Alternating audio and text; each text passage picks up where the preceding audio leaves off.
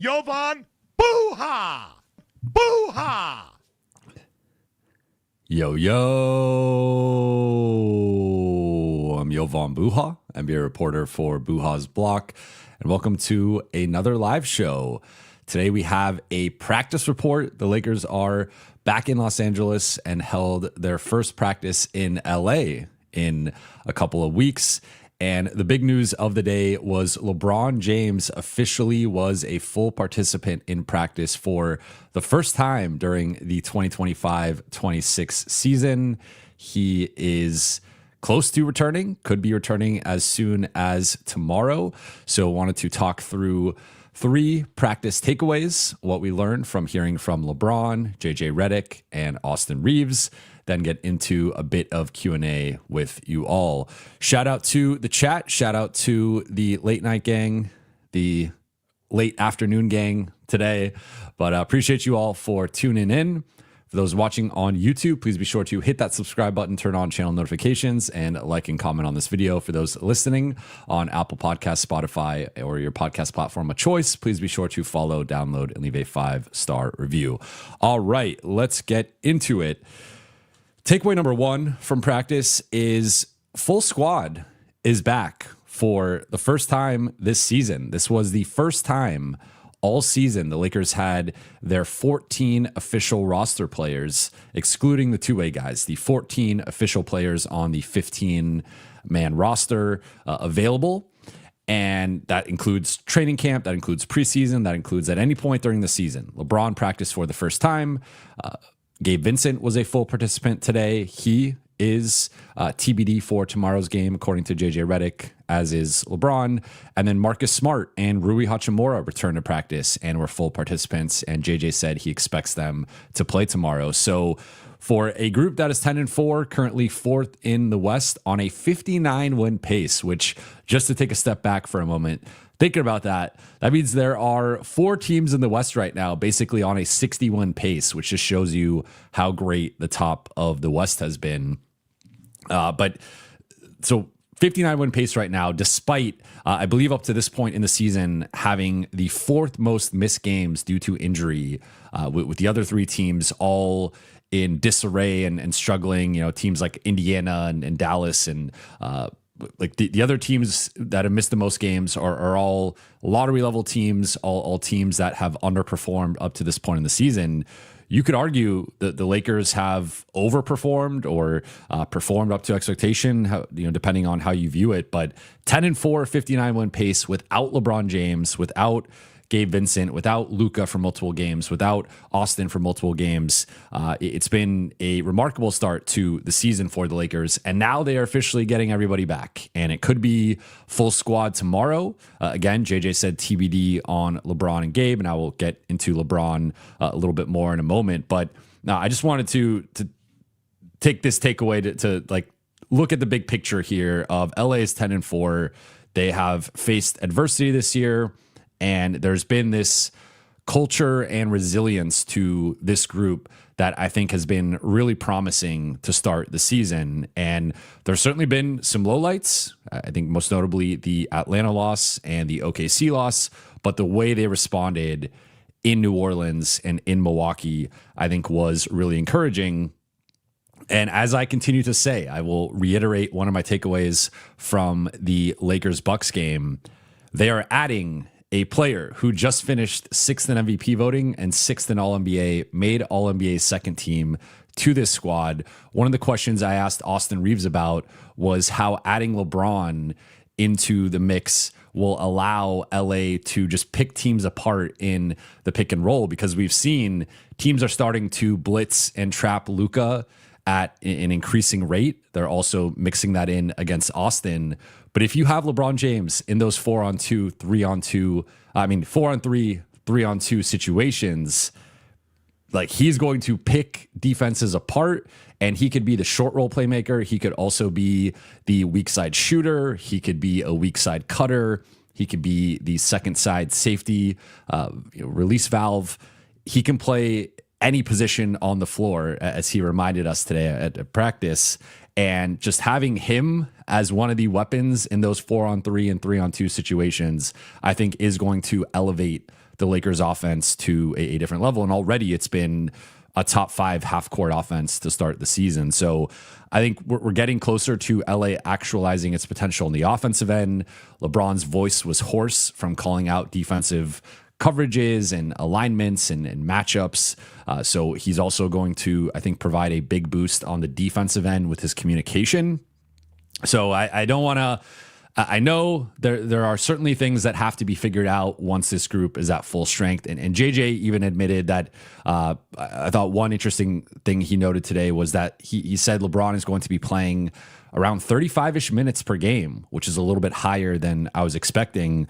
Last season, LeBron averaged 34.9 minutes per game, which was also a little bit higher than I expected last season. But remember, I mean, they had the stretch where AD was out, and he was such a fundamental part of that midseason run that they went on that they did have to probably rely on him a little bit too much last season. And theoretically, in year 23, about to be age 41, you want to ramp that down a little bit, right? Like decrease that a little bit. But JJ said when LeBron is able to ramp up and play his full workload, he'll be back to 35-ish minutes per game.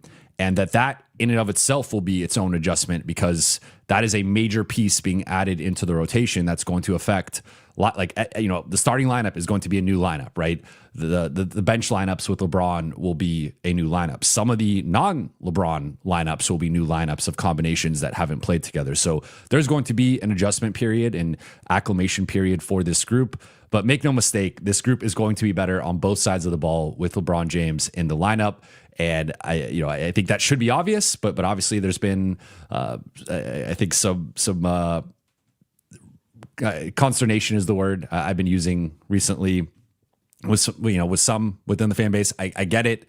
It's not going to be a seamless process, at least from the jump. There will be some growing pains and a bit of a learning curve, but the upside for the Lakers is they get Utah twice with a 4-day break in between. So if there was ever a week for LeBron to return, it's this week. If there was ever a week to have a couple of tune-up games to get back to, to get back into a rhythm with the new group, I think Utah is like the perfect opponent or one of the more appealing opponents to go through that experience with. So things are trending in a very positive direction for the Lakers, to be clear. And I think, again, that they're going to be improving on both sides of the ball with a full group and a new rotation. Takeaway number 2 is LeBron and the ramp-up process. So first time talking to LeBron since Media Day, and we learned a lot of new things. I think some noteworthy things here. LeBron said his lungs feel like a baby right now, and that he needs to ramp it up to feeling like a grown man again. So clearly the conditioning part is something that is still in the process of, that's the biggest adjustment for him right now. JJ Redick said as much. He had a hoarse voice. We could barely hear him in the beginning of his press conference because he said he was not used to being as vocal defensively as he is, accustomed to, right? So just the voice is also going through its own adjustment period there. But then he shared that he's dealt with sciatica going back 2 years ago in the offseason. So it sounded like the 2023 offseason coming off that conference finals run. And then 2, that he did not participate. He was sidelined for 8 to 10 weeks. He doesn't remember the exact timeline, but about 8 to 10 weeks with that MCL injury that he suffered against the Timberwolves.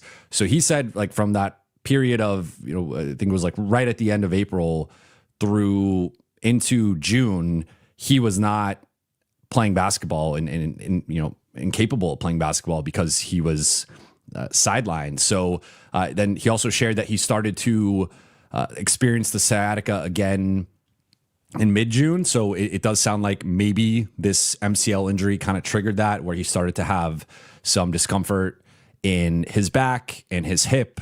And he was asked about the sciatica, and he was like, have any of you guys had it? And we were all like, no. And then he's like, I really hope you guys never do, because you guys can make the jokes about me being old or, just the nature of this injury. But like, it's a serious thing, and it is very uncomfortable and can be very painful. So he made it clear that like he's heard the jokes that people have cracked about him about to be 41 and dealing with this. But he was like, this is not this is something serious that I've been dealing with, and it's not as it's not as trivial as it might sound at first glance.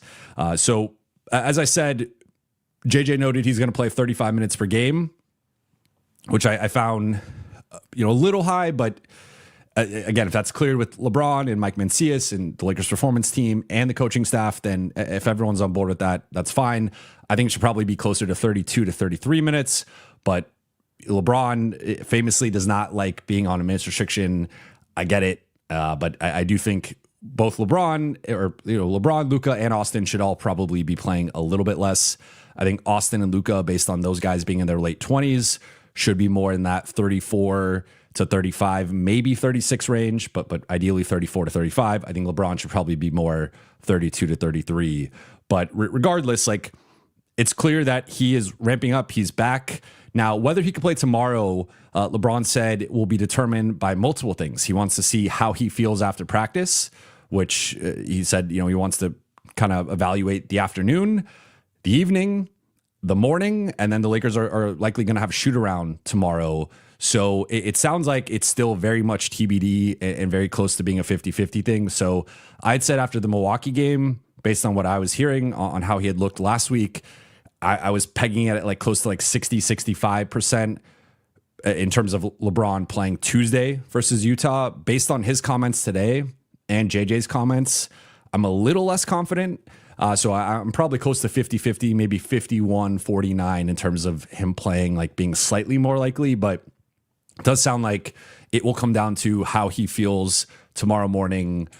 He said that some mornings you wake up and your back and hip are just killing you with the sciatica. So he wants to see, he said tonight he's going to rest and drink some tea and just, rest and recover on the couch and watch some basketball.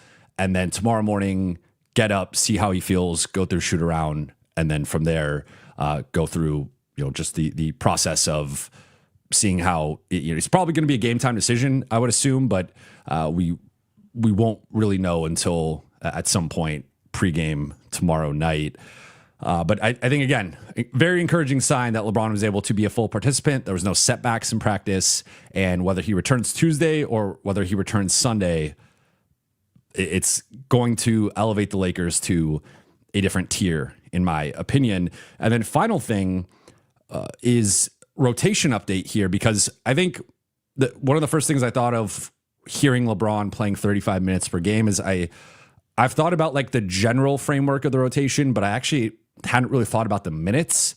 And so if we right now look at like the current minutes distribution for the Lakers, you have Luka and Austin are in that 37-ish range right now.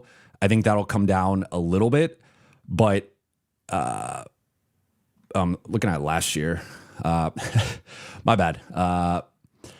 They're in that high 30s range. So sorry, looking at this year's minutes, you have Luka at 37, Austin at 36, Rui at 35, which I think we're just going to swap in LeBron for those 35 minutes from Rui, Ayton at 30, Marcus at 29, Jake right there at 29. So let's give Rui more the Jake minutes in terms of that total. And Rui will probably play even a little bit more than that. He'll probably be in like that 30 to 32 minute range. But if we just look at the top six, right, whether it's Marcus starting as the fifth guy or Rui starting as the fifth guy, I think the Lakers are going to have six guys playing at least 28 minutes, if not more, per game. And with three of those guys in particular, with Luka, Austin, and LeBron, probably all being at 35 plus. So some quick basic math, you get to, with those six guys, if everyone's playing around 30 plus and a couple of those guys are at like 35 plus, give or take a couple minutes here or there, you kind of get to like 195 minutes pretty easily from those six guys, which leaves you with 45 minutes for the final 3 to 4 players in the rotation, depending on if the Lakers are going with 9 or 10 guys. So based on the minutes distribution up to this point, Laravia's been at 29, Gabe's been at 24. Those are the two guys I've highlighted as the 7th and 8th men in the fully healthy rotation. So just with those guys' current minutes alone, like obviously Gabe's minutes are inflated by him being a starter to start the season. He's not going to continue to start. you can get to 45 minutes just with those two guys and have an 8-man rotation. And that's before mentioning Jackson Hayes, Maxi Kleba, Jared Vanderbilt, Dalton Connect. So among those 4 guys, I think at least 2 of them are going to be squeezed, if not potentially 3 of them. And maybe the Lakers go still with the 10-man rotation. I think a 9-man rotation probably makes the most sense. But I think right now, if I had to peg it, it's probably, again, some version of Marcus Arui as the 5th guy. The other guy is the 6th guy. Then you go Jake 7th, Gabe 8th, and then probably Jackson 9th. And then maybe that 10th player is matchup dependent, or, if someone gets in foul trouble or someone's having an off night, whatever, you go to either Maxi, Vando, or Dalton.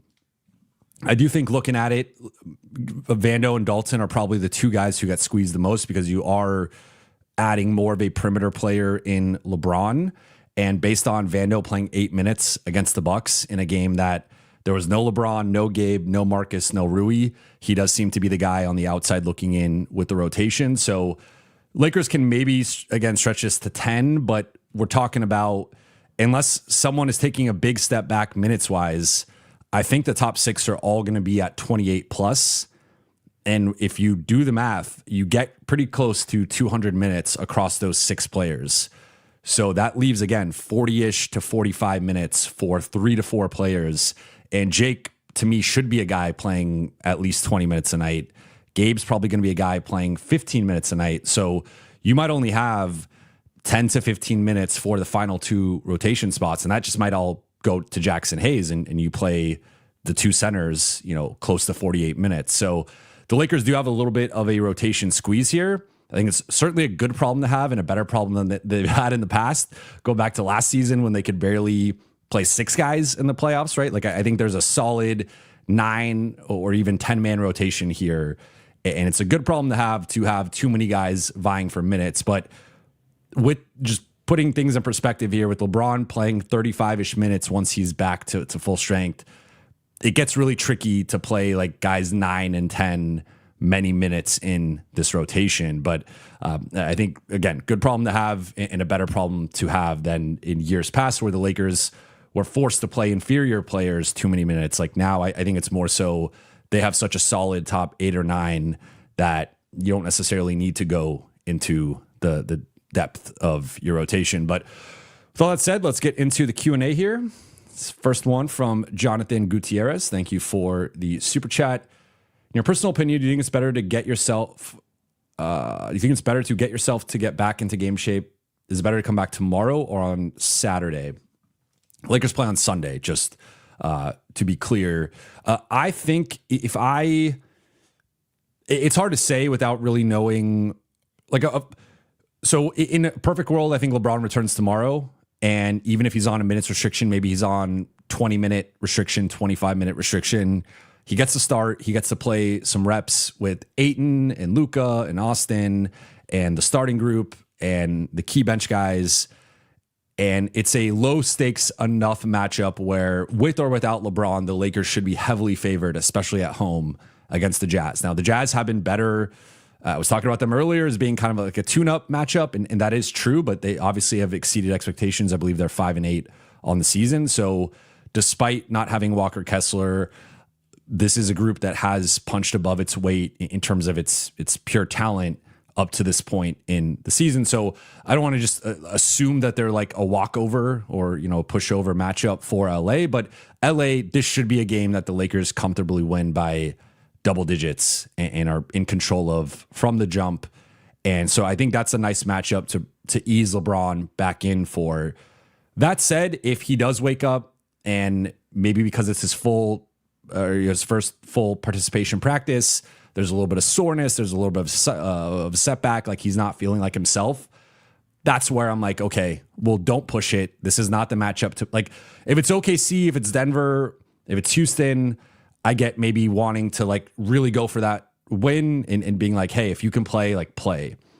If there's any hesitation or any potential harm or risk there, I think he should sit out and play on Sunday and get 3 more practices with the group to get his legs back, to get his voice back, to get the lungs back. and then go into Sunday, and maybe he can even play a little bit more and not have as low of a potential minutes restriction. So I think it really depends on how he's feeling, and it's tough to say. Again, in an ideal world, I think he plays tomorrow on like a limited basis, and he at least gets some of those reps. But again, you don't want to push it, and this is not. The Lakers have built up the luxury of having the record that they have, and also having the schedule this week that they have, where you don't need to push LeBron if you don't need to. So I think, again, like in a perfect world, he plays and probably plays a little bit and gets some reps and just gets his beak wet with the group. If not, it's okay. You have 3 more practices the rest of the week. Then you go into Sunday for the road matchup with Utah. So I think it's probably better for him to play if possible. But again, I don't think the Lakers should push it by any means. Shabugan, thank you for the super chat, boy. I can't wait for people to take everything he said about sciatica today out of context and pretend he's just saying it as an excuse. That'll happen, but that's LeBron. Like, everything he says is controversial to a segment of people, right? He could say the sky is blue and people will take issue with it and say, Michael Jordan would have said the sky was red because he was a Chicago Bull, and Jordan, bent the atmosphere to his will, unlike LeBron. Like, it's just whatever LeBron says, he's going to get flack for from a certain segment of basketball fans, and it's just it is what it is. I think we're all used to it by this point. Norma Maldonado, aka Mama Buha, yo Jovan, so proud of you. Thanks everyone for your support. Be sure to hit that like button. Fun fact: I almost named Jovan Zoran. That is a fun fact. That was almost my name. It would have been a a different show. Might not have had the yo because maybe it would have been a Zozo to start. But yeah, it'd be a totally different person with a different name. Shabugan, thank you for the super chat. Adu deserves to see some run based on his cameo. That's a good point. And again, like I don't know where. I didn't mention him during the rotation part, and now that you're calling attention to that, I wish I had. I don't know where he fits in. Again, based on the top 8 to 9 guys, like I think the top 9 is pretty much set in pencil, if not, or set in pen, if not stone. Like, I think the top 9 is going to be the top 9. While we could argue for the potential value of a Adu compared to like a Gabe was starting the 3 games he played this season. Like, JJ has shown a certain affinity toward Gabe Vincent that I think it would be entirely unrealistic to just say that Gabe Vincent's going to return and not play. So I want to be clear on that. Like, we can debate that. We can make the case for Adu over Gabe, especially from the defensive side, the athleticism side, the size perspective. But Gabe is going to play over Adu. Like, maybe at some point that changes in the future, but at least for now, I'm talking more like over the next week, once LeBron starts to ramp up, once he gets back to the mid 30s, what does this rotation look like? I think there's a clear top 9, and then that 10th spot is some combination of Maxey, Adu, Vando, Dalton, and it's matchup based or whatever moving forward. But again, I think it even gets a little tricky to get to 10 with how top heavy the top 6 are in terms of minutes. I would be very, like, maybe Marcus or Rui or both get their minutes slashed into like the mid 20s, and there is a little bit more balance there. But even then, if we're talking about like 28 versus 25 for one or both players, we're still only talking about a difference of like 6 to 8 minutes or so potentially. That, yes, that can make a difference in terms of a player playing or how much, 5 minutes versus 11 minutes, something like that. But the Lakers just have a relatively top 6 in terms of, like, I think they have like 6 starters. Then they have another tier of players. So I think we'll be in that 15 to 25 minute range.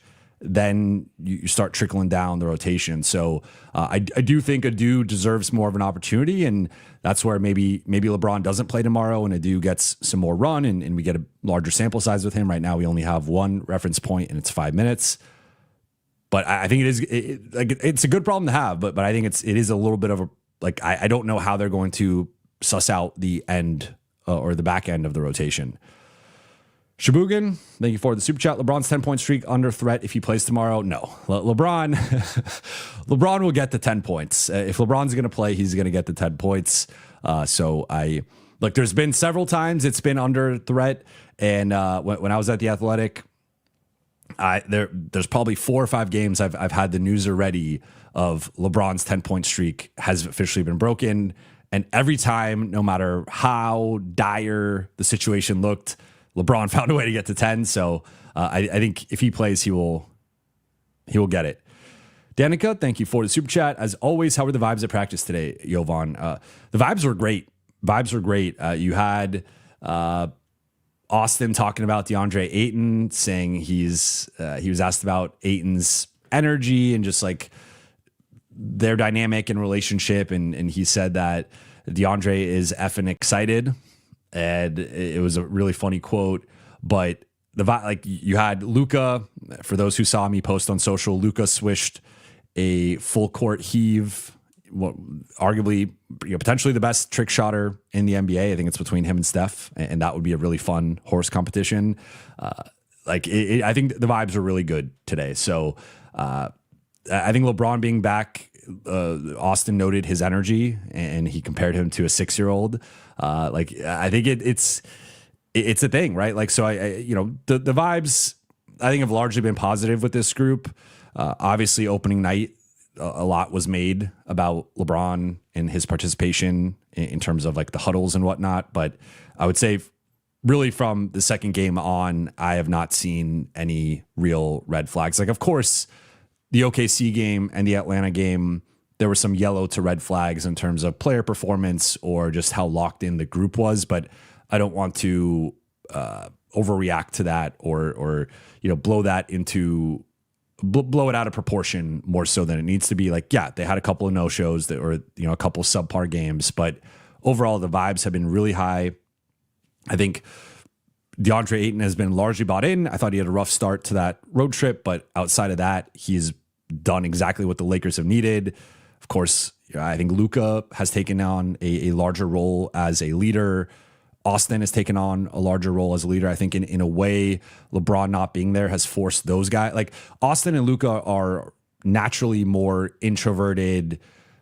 They're not the most like extroverted, in your face leadership type guys. And I think LeBron being out, and LeBron was talking about it as well, of like him not being on road trips, him not being on road practices and shoot arounds and whatnot. The group has formed an identity without him. They've had these experiences, like the plane rides and stuff, the bus rides. They've had all these experiences without him that he's going to have to adjust to and acclimate to. But I think one of the silver linings to that has been Austin and Luka both assuming more of leadership roles vocally, because I think both guys have always led by example. Both guys have always been guys who show up early, stay late, do the right thing, are team first guys, are looking to make their teammates better. But with no LeBron there, like, LeBron is such a dominant force and just such a presence that it can be easy to default to, like, let that guy lead, let that guy be the vocal guy. But I think this group has already formed its own identity and its own dynamics. And then you add LeBron into that. And I think he is naturally more of a leader type, right? Like, he's been the best player on every team he's been on basically since he was 12, 13. And he's been the leader on every team he's been on since he was 12, 13, probably even earlier, like since he touched a basketball. It's a little bit different now with Luka clearly being the best player, but I think LeBron will still, of course, carry a lot of weight in the locker room and be the vocal leader overall, in my opinion, or at least right there with Luka. So, the vibes were really good. And I think there's an excitement that the group is finally healthy and that they're finally back together for the first time, really. They were jokingly calling LeBron a new teammate and a new player on the team. And so I think the vibes are really high right now. And it's undeniable that part of the reason this group is 10-4 and been able to withstand some adversity has been the vibes and how connected they are. Shabugan,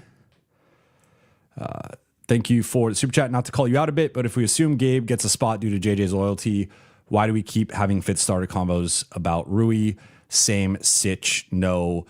You're not calling me out. I appreciate the super chat. I think there's a couple layers to this, right? So I think we can assume Gabe gets a spot, but I think his spot is probably a little bit lesser than it was. Like last time Gabe was playing, he was the fifth starter or one of the starters. I think now he's probably been relegated to like eighth man in the rotation. And I do think there's the top four, right? But then I think Rui, Marcus, and Jake are ahead of Gabe moving forward. I would be pretty surprised if Gabe is playing consistently more than any of those three. So I think Gabe his role has shifted from, I mean, we can debate whether a starter makes you like a top five guy on the team, but like, sure, well, let's just say that a top five guy on the team to now being eighth, which I think is a more appropriate slotting for Gabe. I have said that I think as of right now, I'm operating under the assumption that Rui is probably the fifth starter, but we will get an idea at some point this week, right? Like we will see what the starting group looks like. I think my perspective has been that I think with more time, more of a sample size, we have seen what the fifth starter, like what the Lakers need from that player. And I do think they have a bit of a dilemma here where I think Rui pretty much checks every box they need offensively and Marcus checks every box they need defensively. And then both guys have the clear limitations and holes in their game on the opposite side of the floor. So in a way, it's like if you could mix Marcus and Rui together, that's close to the optimal fifth starter. But certainly there's a chance that we're having these Rui conversations or fifth starter conversations for no reason. Part of me has I guess, entertained the possibility that JJ has seen how bad the defense has been, and he is willing to have maybe the difficult conversation with Rui about, hey, we need you to move to the bench because Marcus is a better fit for what we need from the fifth guy. But I have there's no assurances that is happening. And to my knowledge, I don't know if they've decided yet or that's been public yet in terms of who the fifth guy is going to be. So I'm interested in it. I think it's worth having the discussion, but to your point, it might be a futile exercise because Rui might just be the fifth guy. And if that's the case, then that's the case. I think that's a really, really good offensive lineup. I just think we've already seen Rui being their like lockdown perimeter guy has led to a pretty, right now the Lakers are actually 14th in defensive rating. It has been heavily skewed from the past two performances. They went from 21st to 14th. They were 21st going into the New Orleans game. They were 14th coming out of the Milwaukee game. So their two best defensive performances of the season heavily swayed their defensive rating. But if we're being honest, like they have not been a good defense for the most part. That's been the clear flaw in this group up to this point. The offense has been. What's funny is the offense is actually technically behind the defense right now. They're 16th in offense, 14th in defense. But if we're being honest, like when this group has been at its best, maybe Milwaukee game aside, they've been really, really good on offense and largely like average to below average defensively. So I think the defense continues to be the issue. Like they've had some poor shooting luck. Basically everyone in the rotation outside of Rui is underperforming from three. I think that will bounce back. LeBron will help with that. But like Luka and Austin are not 30% 3-point shooters. Gabe underperformed. Marcus is underperformed. Like those guys are going to shoot the ball better. Jake has come, is been regressing as a shooter. Like those guys are all going to bounce back. The Lakers are due for some 2-point regression, which we've already seen negatively, and then also for some 3-point regression positively because they've been underperforming as a 3-point shooting team, overperforming as a 2-point shooting team. But to your point, like, maybe it is futile. I would like to think that JJ is viewing this, through a critical and honest lens. And if we are viewing this through a critical and honest lens, I think it's very clear that Marcus should be the fifth guy.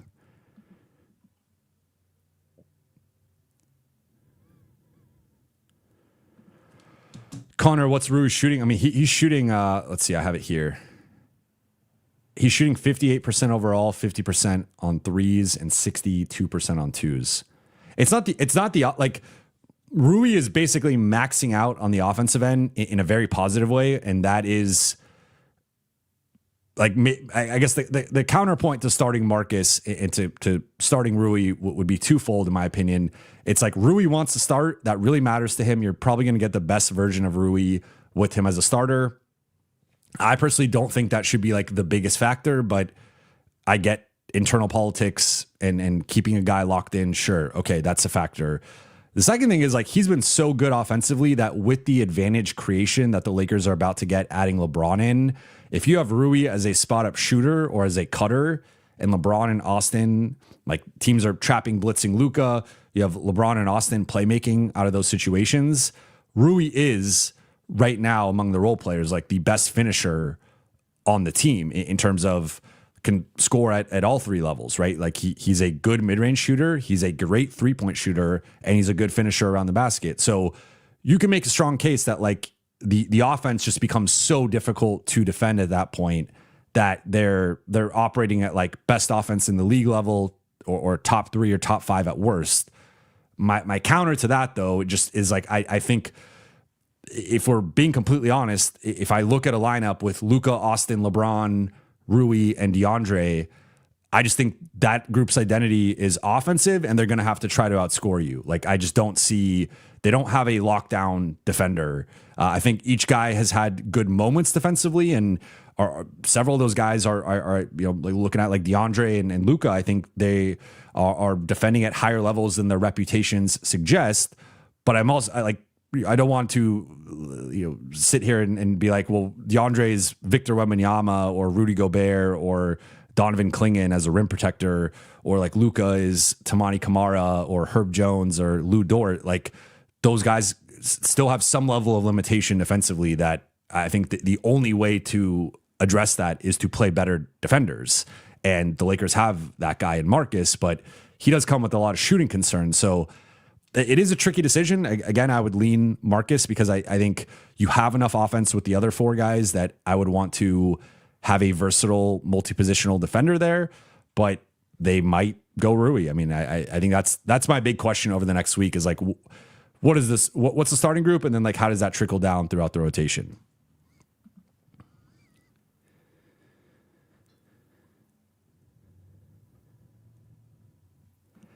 Adam says start Vando for defense and rebounding. I think Vando is closer to being a nightly DNP CD than being a starter. I mean, again, if there's ever a night for Vando to start, like just take a step back. The Lakers were without 4. We just talked through the rotation and the projected top 8.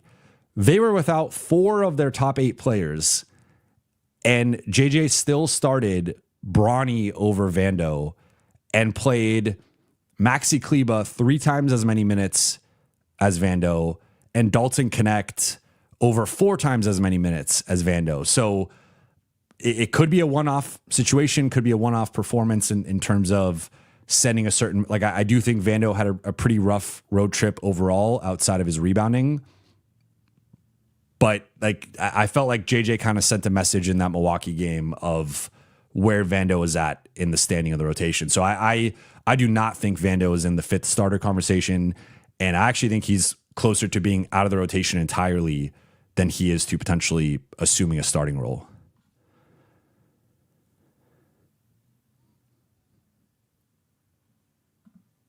Nas says, would love to see more Adu and Luka minutes. That wasn't enough. Yeah, I would too. Again, I think it's a little tricky because the Lakers have so many.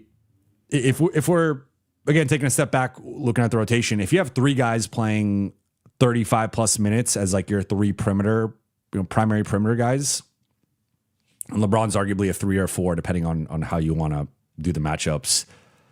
I mean, that's right there, 39 remaining minutes just at those 3 respective positions. And 2 of those are like starting backcourt players in Luka and Austin. Obviously, Luka defends more like wings and forwards, so he's not a backcourt defender, but you just run into a bit of a logjam there where if Marcus is getting part of those minutes, Rui's getting part of those minutes, Jake's getting part of those minutes, Gabe's getting part of those minutes, where do the minutes come from, right? So I think the Lakers are in a bit of a time crunch within the rotation, and I'm not saying Adu won't get minutes, and I'm not saying he won't get opportunity, but I do think it is a little tricky with, I think, again, like 8 guys at least locked into certain roles. And then, does he jump Jackson in the rotation? Like, I don't know, right?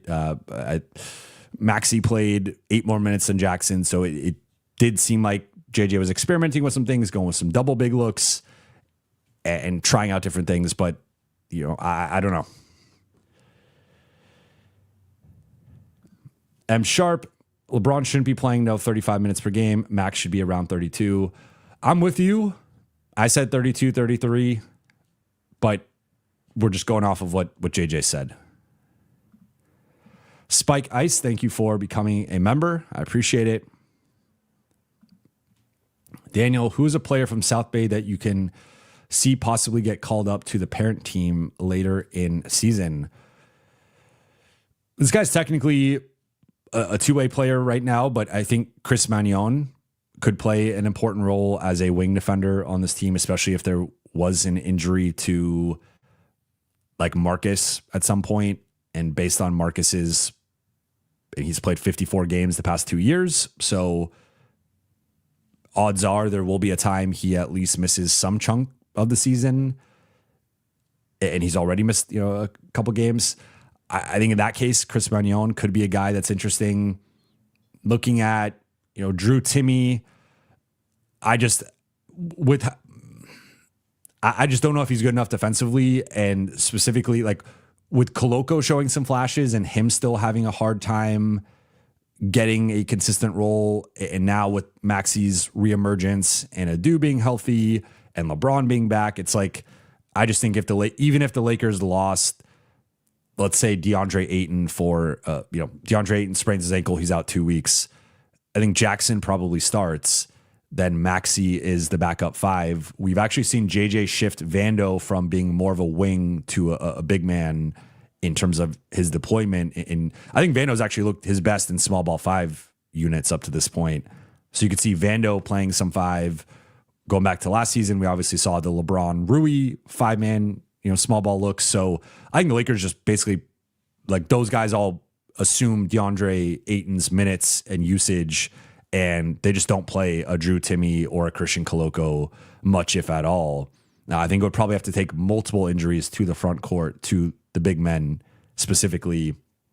And then in the backcourt, I think it's the same issue that we've discussed at times with Nick Smith and Bronny, of like, because I think Kobe Buffkin is another guy that could potentially be in the mix, but it's like this group does not need another shot creating guard necessarily. Like I think at a certain level, like, yes, like we talked about recently, like last week, could they use a Malik Monk type off the bench? Yes, but I think there is a clear gap between like that type of player and a Nick Smith or a Bronny and a Kobe Buffkin. Like those guys, like there's a sizable gap there in terms of efficiency and consistency and like trust within the rotation. So if they could find a reliable scoring guard, I think that player could have a certain role within this group. But to assume it's going to be one of the young guys, I think I'm not quite there yet with the trust with the coaching staff. So I think if anyone gets an opportunity at some point later on, I think it would have to be a clear need that this roster doesn't have, which would be a defensive-minded wing in a Chris Magnon type. Of course, it's probably just a do, if we're being honest here, of like which young guy has the best opportunity to crack the rotation, have a larger role. It's probably a do because he could play multiple positions and he has that clear need with the athleticism, defense, size, etc. But if we're talking like deeper in the rotation, either the two-way guys or South Bay guys, I do think Chris Magnon on paper makes the most sense.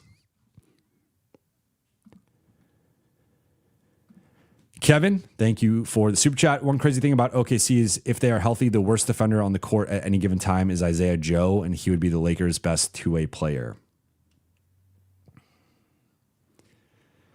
Yeah, I don't know if he's... Yeah, I mean, he is small, so I think...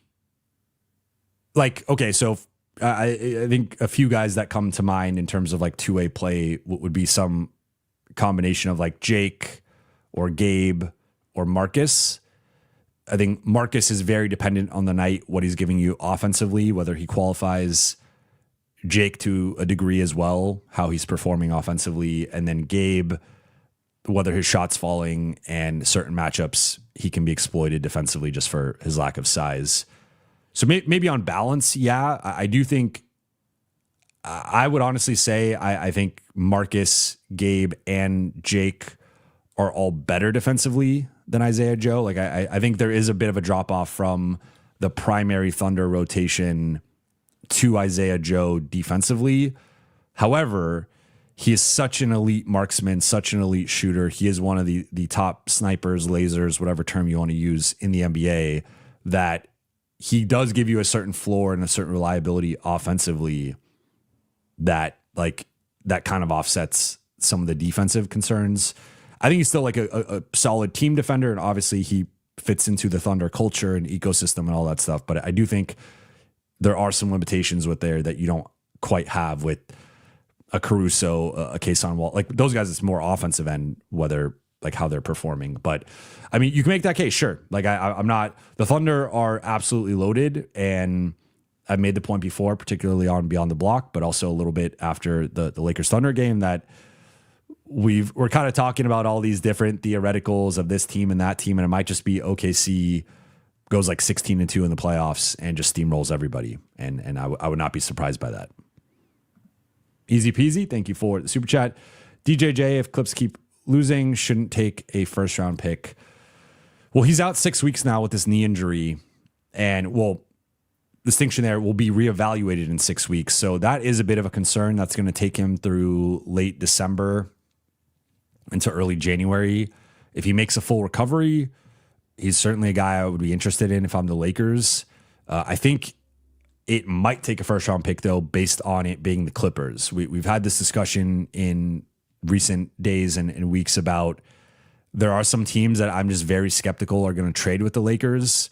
And it starts with the Celtics, and then it extends into the Clippers, the Mavericks, and probably to a lesser extent, the Blazers and the Kings. All those teams, for various reasons, have storied rivalries or one-sided rivalries and beefs with the Lakers. I think more so in like of course, Sacramento and Portland, that goes back to like the early 2000s. But I don't think any of those teams want to do a trade where they help the Lakers find the missing fifth starter and like the Thanos glove, add the final ring to being a contender on the OKC Denver level. So I mean, if there's any, I think it's got to be Boston first in terms of hating the Lakers and like refusing to help them. But the Clippers might be 1B or at a minimum are like the clear number 2. The last thing the Clippers want with the season they're having, all the aspiration stuff hanging over their head, is to hand the Lakers DJJ. Or anybody on their team that will help the Lakers. So I am personally very skeptical of the Clippers doing some sort of trade with the Lakers. And if they were to do a trade, I think they're going to ask for the moon. And I think it probably starts with a minimum of a first round pick for DJJ.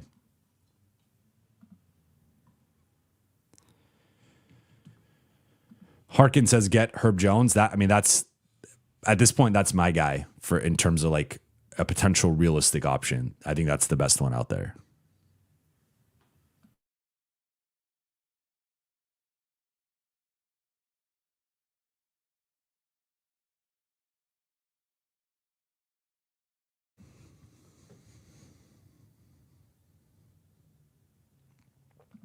Harkin also says Max Christie was decent. Get Wiggins. Like I'm cool with any of those if I'm the Lakers. Mishra Jovan, what do you think about a Braun interior help defender for 8 and roll with offense being a 3-point shooter, off-ball player, and sometimes handling the ball more? LBJ, good 3-point shooter, 40-ish percent. Yeah, I think LeBron as a help defender has been, like, when he is locked in as a help defender, is very effective and remains someone who can block shots, contest shots, alter shots around the basket. I think that can be the area of his game when he's not as dialed in. That, like, when you ask me what's a bad LeBron defensive possession, it's actually not him getting beaten off the dribble. LeBron statistically, I wish I remembered where he ranked, but there was an off-season study or statistical breakdown of the best individual isolation defenders of the past 5 years. And LeBron was in the top 10 in terms of points per possession allowed. So is he a top 10 perimeter defender in the NBA? I think that's a lot to ask of a 41-year-old or soon to be 41-year-old. I'm not saying that. But LeBron is actually statistically held up pretty well in isolation. I think if you close your eyes and think about a bad LeBron defensive possession or LeBron taking a possession off, it's like LeBron's the low man and he does not make the rotation over and someone drives, LeBron doesn't rotate, they get an uncontested layup. That to me is like the bellwether for how engaged LeBron is defensively. But when he's locked in and dialed in on that end, he contests that, he blocks that shot, he makes that rotation, he makes the opponent second guess and then potentially turn the ball over, try to make a kick out pass or something. So I think he can have a lot of value. I think the biggest value, as we heard today in practice, is his defensive communication. And again, I continue to harp on this, but for a group that can be quiet, is a bit introverted, LeBron's voice carries a lot of weight, and him calling out coverages, calling out alignments, calling out assignments, all those things are really important parts of the Lakers defense. So yeah, I mean, depending on like whether I think his ideal role is a helper, but you could also make the case like Luka's ideal role is as a helper. Ayton is more of like an anchor big. I'm going off the B-ball index defensive roles. But yeah, I mean, I think he's probably more of a helper, and the Lakers have several guys who are best suited to be helpers, so that they have to kind of figure out that balance there. But as a three-point shooter, he's been 40+% on catch and shoot threes the past 2 seasons. As you've noted, in LA, he shot the ball the best of his career and has really developed and ascended as a three-point shooter. So I mean, you can make a case looking at LeBron, Luka, and Austin.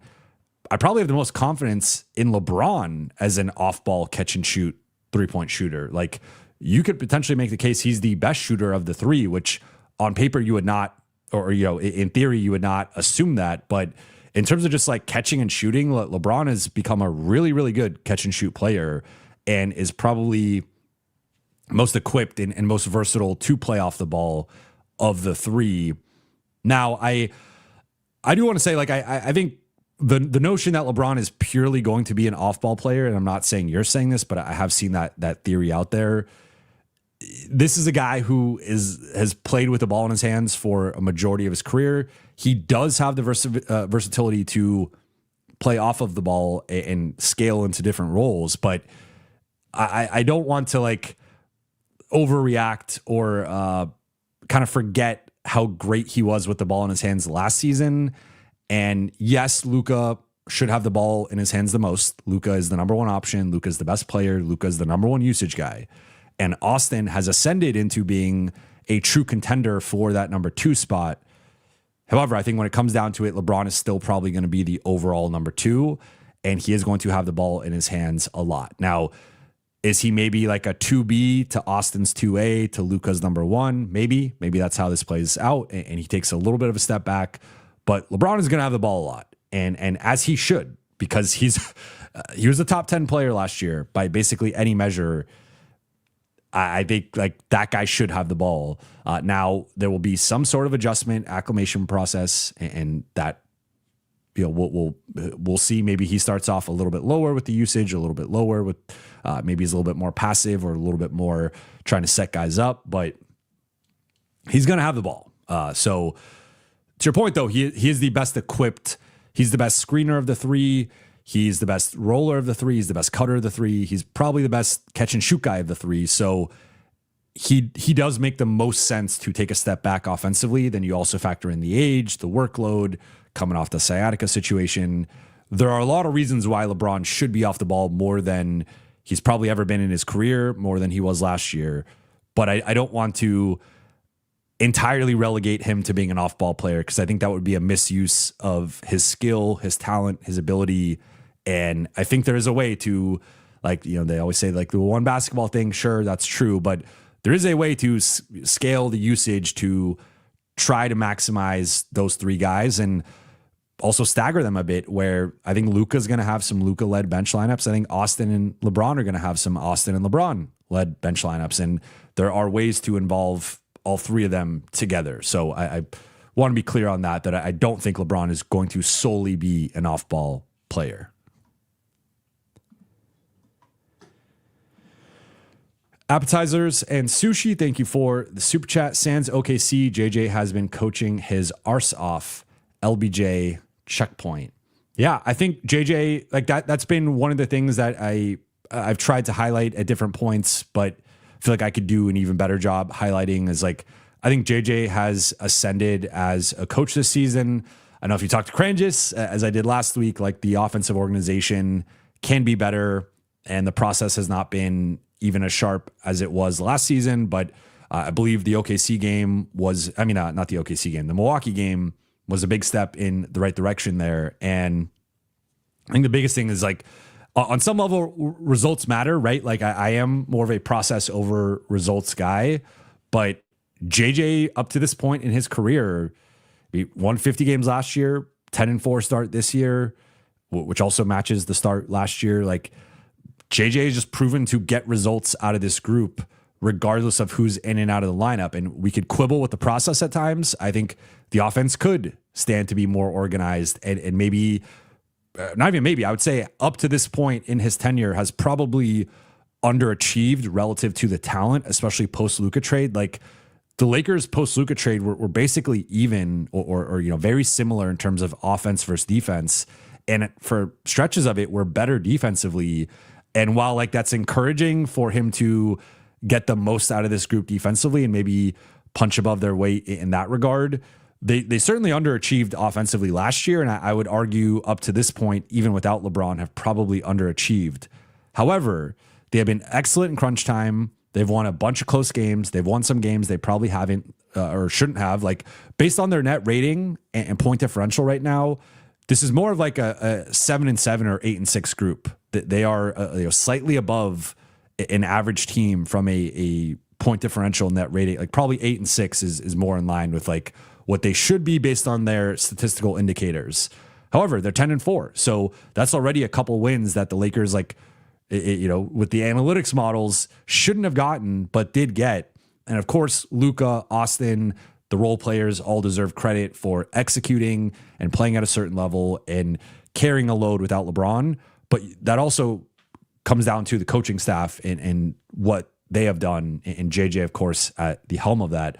But I thought the defensive game plans against New Orleans and Milwaukee were two of the best this season. It was back-to-back best defensive performances of the season, coming off of their worst defensive performance of the season against OKC. So the culture that the Lakers are building, the resilience that this group has, the togetherness, the connectivity, all that stuff.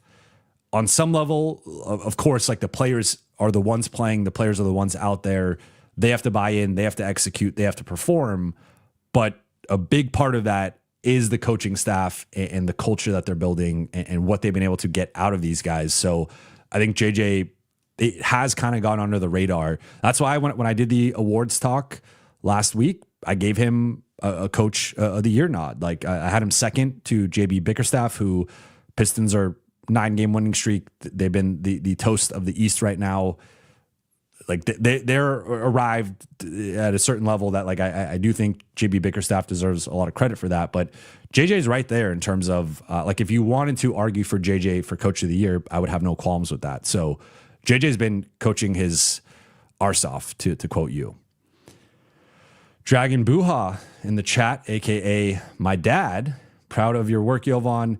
Just hope they do not take Utah games too easy, in parentheses, Atlanta. Really good point there. Like the Lakers have to show up, and that's something I wanted to try to make clear when discussing this Utah matchup. Like, yes, on paper they should win both of the games this week, and they are again like tune-up games to acclimate and introduce LeBron back into the lineup, back into the starting group, back into the rotation. But the Lakers have to show up, and if they do not show up, Lauri Markkanen could drop 40 on your head top and you lose that game. So they have to show up. And I think if they do, and they approach both games with the requisite level of seriousness and engagement that we've seen them largely play with for most of the season, I think they should take care of business.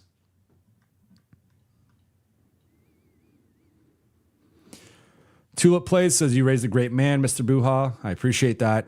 I'm sure my dad does as well. Puppy Chow 302, Jovan, start the campaign. JJ, hire Meta to upgrade the defensive coaching staff. So fun.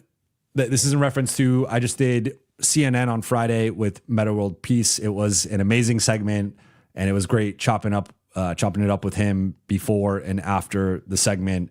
I will note that he wants to be an NBA head coach, and he said that there's a big push from the Knicks fans to get him that job before Mike Brown got it. But it does sound like with Meta, he only wants to coach if he's a head coach and not an assistant coach.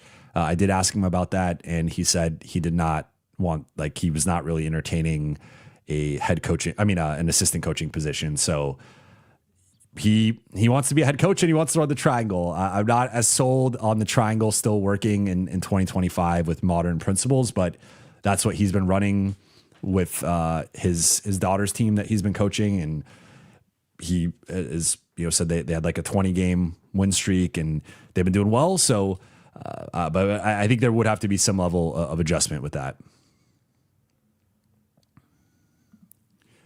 BC, Lakers are first in 2-point percentage, but 24th in 3-point percentage. That's where I think things are going to normalize. I think they should still be top 5 in 2-point percentage because of the shot quality that they generate. But up until recently, and even I still think now, if you looked at most of their players, they were all having career highs in 2-point percentage and or mid-range shooting. And like, I do believe in you can have a situation where the collective outweighs even like their individual skill and like everyone is in a certain rhythm or certain flow. But like the Lakers are not going to have a team full of guys having career best 2-point shooting percentage years and mid-range shooting years, right? Like you might have a few guys doing that. And I think that's clearly a strength of this team is in a day and age when everyone's trying to take away the rim and the 3-point line, the Lakers have several guys who can operate and thrive in that mid-range game and really most of the rotation, right? Like Luka can obviously do it. Austin could do it. Ayton, that's his bread and butter. Rui is a real, it feels like at this point, every time Rui takes a pull-up mid-range jumper or one of those post turnarounds, it's going in. LeBron can do it. Jake, I think Jake's best offensive performances, he's operated well and typically hit a few mid-range jumpers. Marcus has a nice floater that's been one of his most reliable offensive weapons. So the Lakers, like top 7, you could all argue are guys who can thrive in that mid-range area. And that's going to be a big part of their offense and why they're so good within, 2-point range. But they've certainly overachieved to a degree on that end, but then underachieved within their 3-point shooting. And I think LeBron coming back will ramp up the shot quality, and I think you'll start to see them return to form as a 3-point shooting team. Now, I will note, they do not have a bunch of snipers from 3, and they are reliant to some degree on Luka and Austin hitting some tough step back and pull up threes. So I don't think it's going to go from 24th to top 10 necessarily, because it does feel like they've had pretty good shot quality with their threes. They're just not making them right now. But I do think they should return to potentially league average or maybe even slightly above as a 3-point shooting team, and then regress a little bit as a 2-point shooting team.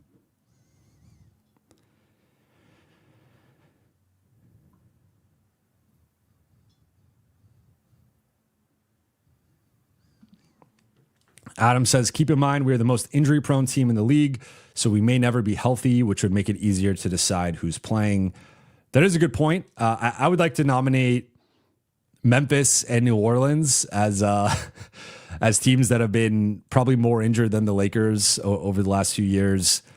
Dallas has had a rough go of it this year. Indiana's had a rough go of it. But certainly the Lakers are in that mix for most injured team this season. And I think even if we expand it to the last 3-4 years, they've had some pretty rough, really since the title year, starting with that 2020-2021 season. You lose LeBron and AD for chunks of the title defense. And then from then on, it's been a bit of a disaster from an injury perspective from LA. Kendrick Nunn, Christian Wood, Jared Vanderbilt, Gabe Vincent, on and on. Like we can go through a bunch of players. Like LeBron has had several injuries that he didn't have earlier in his career. AD, of course. So they've had a rough go of it from an injury perspective. And to your point, like that probably opens things up. I'm just going with like the full rotation right now, but most likely, I mean, there'll be nights where guys rest on back-to-backs. Lakers have been very conservative and cautious on second night of a back-to-back.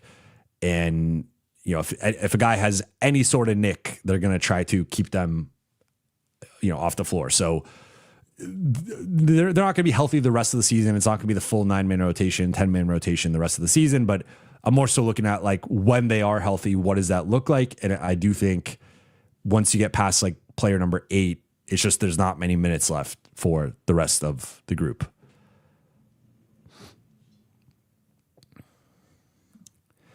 Kevin Cambridge, could we get Rondo from the Clipper staff? He's actually with the Bucks staff right now.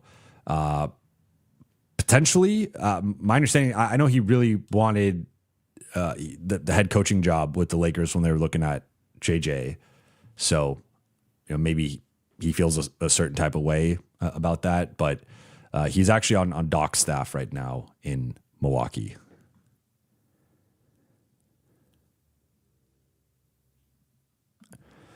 LeBron to Kobe, LA. I think the triangle can work. Look at what Houston is doing with double bigs. You just need the right players. That's probably true. You do need a certain build for it. And, you know, what Houston is doing is not the triangle, but they are dominant. Like Houston right now is on pace to being the best offensive rebounding team of all time. And their offense is almost geared around, we're either going to score or we're going to get the offensive rebound and probably draw a foul or get a putback or something. So they're running a very unique system over there. And to your point, I think it can work, but you're looking at Houston, they are a bit of an anomaly, not only like now, but just in general. Like we teams have gone away from like 2 center looks for the most part, or if you have a 2 center look, typically one of those bigs can shoot. Now Alperen Şengün has developed into being a shooter, but he still is best on the block, around the elbows, close to the paint. And like Houston's just this archaic build that for the most part, you know, most teams aren't capable of going to, right? Like that you're not going to outmuscle Steven Adams and Alperen Şengün collectively. That is the strongest collective 4 and 5 combination in the NBA. But I'm with you, and like it can theoretically work. I think you have to adjust for the modern spacing and principles and whatnot. Like you got to tweak some of the things with the triangle, but some of the core principles for sure can work with the right players, with the right post players, etc.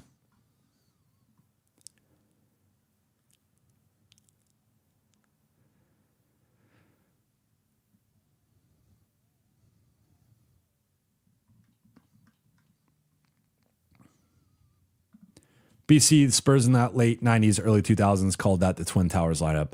Yeah, I mean, once I would say like post 7 seconds or less Suns, we saw a real shift in terms of lineup in like starting group construction, and then the Warriors and the Heat really changed that as well in the 2010s.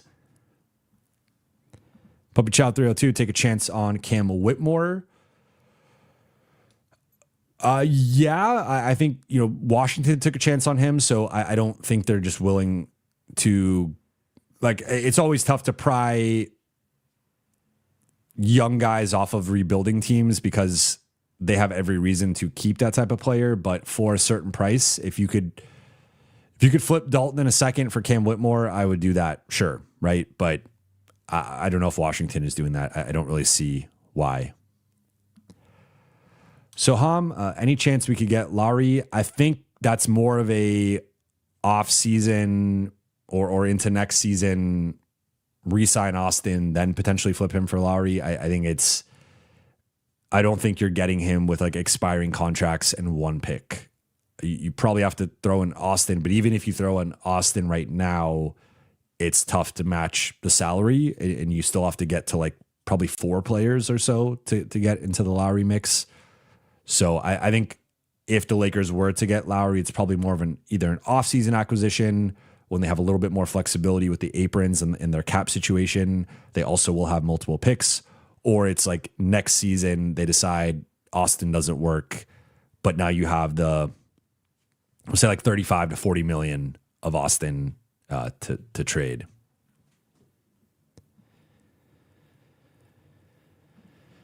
Kill, what's your song or album of the year thus far?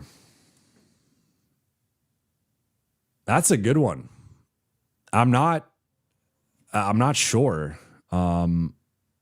I've really, my hair's, you guys got to let me know when my hair's wild like that.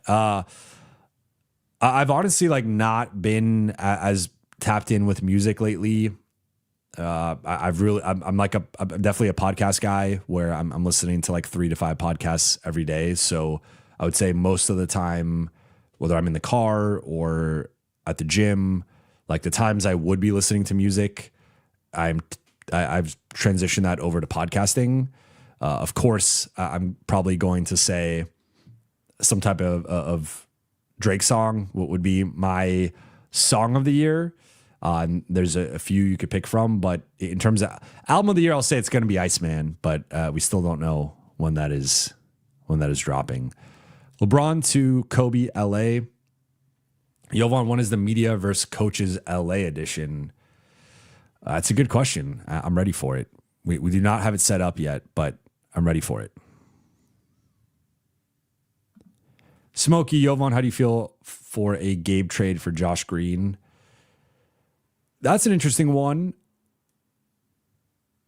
What's his contract situation? I just want to make sure. Let's see. He's got 13.6 this year, 14.7 next year. So you do probably have to throw in someone else. That's the tricky part here. The Lakers are right up against the first apron. So even taking back like almost $2 million or so between Gabe and Josh Green, that is an issue. If we're just talking in a vacuum, I would be open to it. And I would partly be open to it just from as we said earlier, I think Gabe is locked into a certain role. And if you're going to have like a player in that role, I'd probably rather just have a bigger player.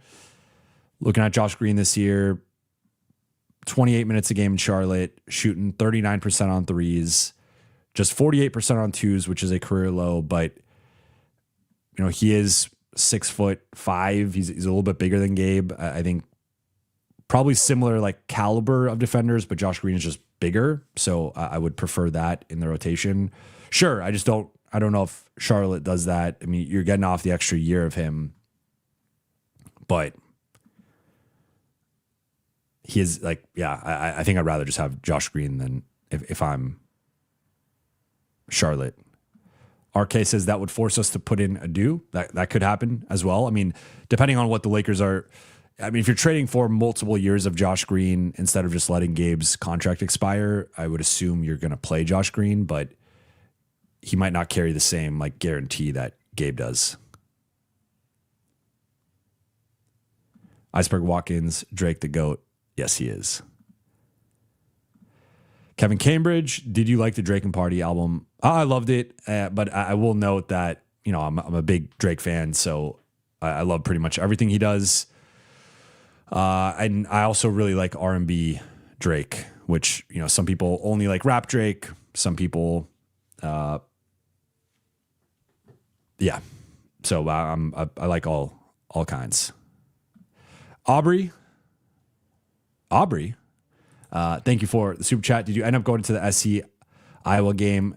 If so, I know it was hype. I did not end up going, largely because of the weather, and I ended up, making some other plans. But yes, was very hype for the SC game, and I am overdue to go. Shout out Aubrey.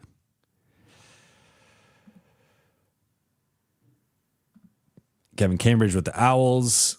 Dave Max and Drake Sue and Kendrick weak AF. Yeah.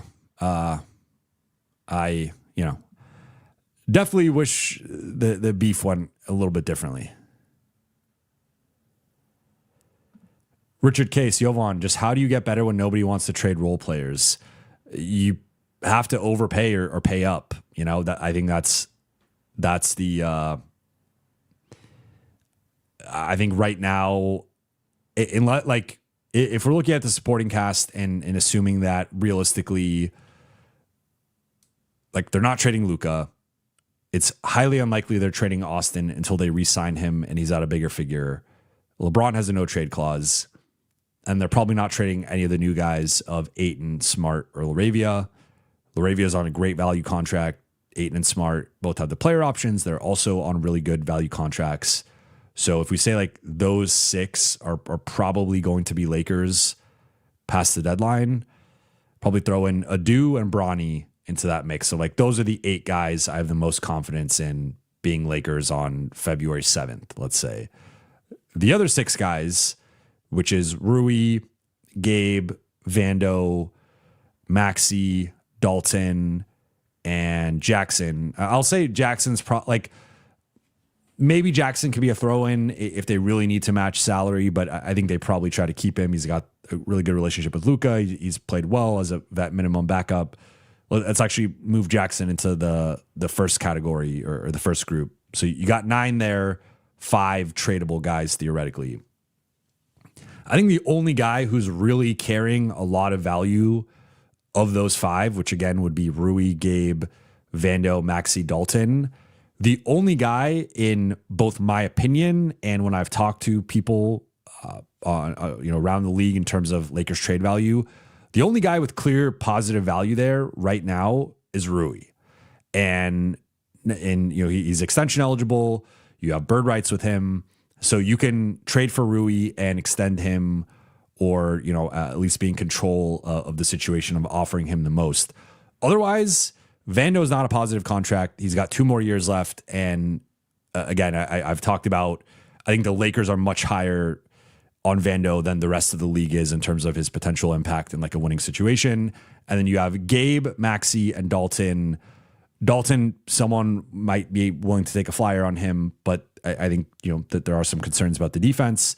And then Gabe and Maxey's primary value to any potential other team is as expiring. So really the one way you're going to get teams to take on that money or want to take on that money is throw in the sweeteners of a second, swaps, or a first, or have them get off money they do not want to have, which could be some sort of multi-year player. I think the ideal version is someone like a Wiggins, someone like a Brooks, someone who has multiple years left, but is like a positive player. But it could also be like I think a Jeremy Grant is like a negative version of this of, despite how well he has played this season, you still don't want to be paying that guy $35 million over the next, each over the next couple of years. So I think they are in a tricky spot here where you either need to take back a contract that the team really wants to get off of, which is typically at least a yellow flag, if not a red flag, or you need to sweeten the pot with picks and draft capital. And of course, you only get really one crack at that with the first or the swaps in second or whatnot. So they're in a bit of a tough situation where they do not have a lot of appealing players to trade. And again, unless they're throwing in Rui, which I think they're going to be really reluctant to, most of the guys they're offering up are guys that you only want with stuff, either getting off of a bad contract or getting stuff to take them on.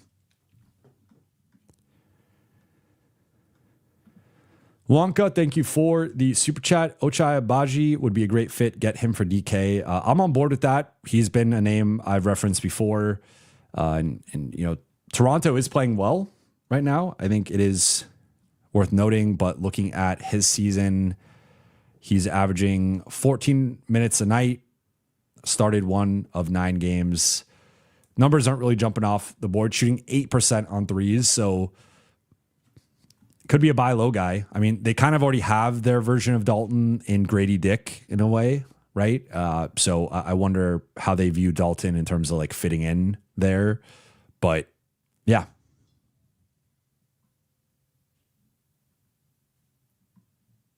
I would do. I mean, I would do Dalton in a second for Agbaji in a second.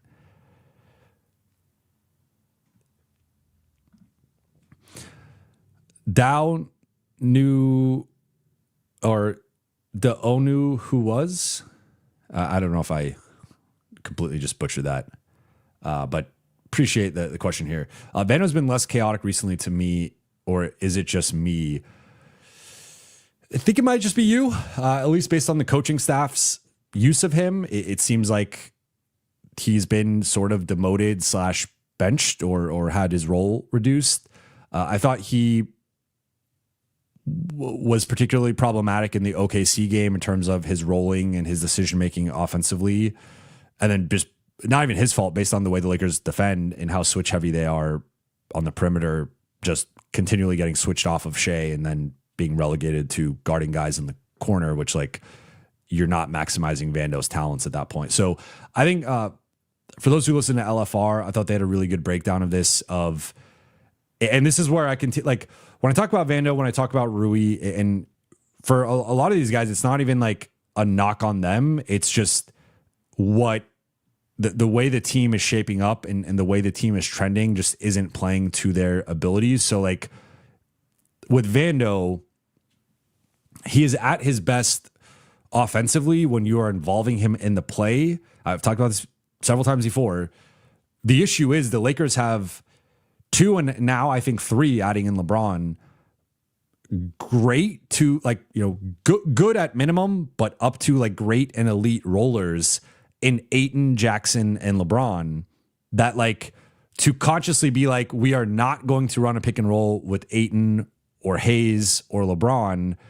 You're just like to play Vando, you're just limiting your offensive ceiling to like find a way to try to play a player with some real offensive limitations. So like, yes, that will maximize Vando specifically offensively, and you're not going to have a player like ignoring him. But in terms of points per possession and what's a more effective pick and roll attack, it's clearly Ayton, Hayes, or LeBron as the screener, because for a couple of those guys, or for all 3 of those guys, they can make plays out of the short roll. But like Ayton's obviously got the short roll jumper. He has taken it into like post moves before a couple times on certain possessions. LeBron, of course, can attack downhill. And then Jackson is the ultimate roller and finisher and lob threat. So you could even argue like Rui's a better screening option as like the pick and pop guy that we saw in like the Minnesota series with him and Luka. But you have to like consciously run a certain style of offense and limit your pick and roll effectiveness to try to make Vando work offensively. Then defensively, with how switch heavy the Lakers are 1 through 3 or 1 through 4, teams are just switching Vando off of the primary guy, and then he's on a secondary guy or like a corner shooter. And the way to offset that is to not switch as much. But with the way the Lakers defense is operating, that's just not how they're doing it. So it's like Vando's kind of getting negated defensively, where he's not even getting to like defend the primary guy. And then offensively, he's either in the corner where he's missing wide open threes or just not even being guarded, or you're like lowering your offensive ceiling to try to make him work. So really, when it just comes down to it, like he's not having the impact that you want on either end right now. And I think it ultimately leads to him just like not really being a big part of the rotation. And then, I think Rui to a different extent is just like, they need more defense from that 5th spot, and that's not his strength, but he's obviously been incredible offensively. So, yeah. Smokey, and I don't like Vando Jackson minutes. I mean, that's the other thing here is that you would have to either play him with a center, which then really messes up your spacing, as we've seen from the Vando Jackson minutes, or you play him at the 5, but now like he's not the rim protector that Jackson or Ayton is. And now you're going with like a small look, which I think it's actually worked offensively fine in some of those small units, but like defensively, that there is your margin for error is definitely lower.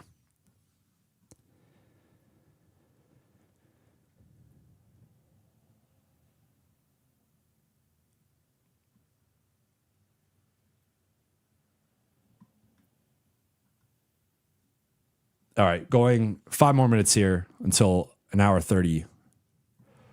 So let's get those questions in. Anthony Gray, Buha, Buha. What up, Anthony?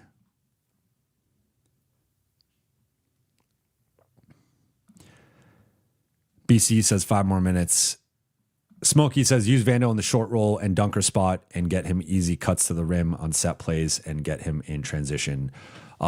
So the one issue with this, the short roll part is what I was talking about, where if you are using him in the short roll, like I just have way more confidence with DeAndre Ayton and Jackson Hayes in the short roll. And now you are either putting those guys out of the fray when those guys are out there. Like it's again, like he's basically a 5 offensively, but DeAndre Ayton and Jackson Hayes are just better offensive 5s and better finishers and better threats to score. Like looking at now going back through his finishing this season, he's shooting 63% at the rim, which is the second worst mark of his career, and continues a downward trajectory. The last 4 years from Vando, 72%, 69%, 67%, 63%. He has been descending. He has been declining as a finisher. So you contrast that with 63% at the rim, which is like basically like a good number for a guard, but a bad number for a big man. On the contrary, DeAndre Ayton shooting 81% at the rim. That's nearly 20% better. And let's see Jackson Hayes. Jackson Hayes is shooting 80% at the rim. So that's the difference here, is that you have one guy shooting 63% versus 2 guys shooting 80+%. So it's like, does using Vando in the short roll maximize him? Yes, but I think it takes away from Ayton and Hayes. And there's just no guarantee he's finishing the play. Like, how many times have we seen him miss point blank layups, either on cuts or offensive putbacks or whatnot? So like, I agree with you in the sense that what you are laying out is the optimal way to use him. I think that the issue is that is not the optimal way for LA's offense to function. I think you are like, I'm of the belief you got to think about the larger picture with the team and not so much as like, what's the one way to use this guy? And if the guy is limited to the extent of like, you have to make all these changes to jump through hoops to highlight or like use him, then that player just probably doesn't have the versatility to be out there much, right? Like there's just certain limitations with his game. Dow says, I've been loving the Jackson Hayes minutes. He's improving his fouling issue as well. Yeah. And that was something that, I know someone noted in the last live that they felt I was being harsh on Jackson. Like I thought Jackson had a really good game against Milwaukee, and overall I'd give Jackson like a B or B plus to start the season. I think the fouling has decreased. The rough, because Jackson, especially last year, and really like the last couple of years as a Laker, he would have the stretches where he just kind of crashes out and like gets an offensive foul, then gets a reach and foul, then like doesn't go fully up straight for the verticality and gets another foul. And then like in 3 or 4 minutes, he's got 3 fouls and he's getting into it with the refs and he's out of it mentally. Like he is a guy who you can kind of tell when he's locked in mentally or not. And those stretches have been few and far between this season. And night to night, he's had a couple of rough performances, and including, I think, on the road trip. But overall, I think he's been largely positive as a backup, especially factoring in he's a minimum guy. Like, it's hard to ask more from Jackson.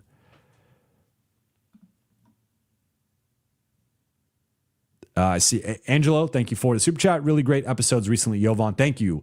I'm trying to go live more frequently. Just do the show live. Interact with you guys. I find it more fun and more fulfilling.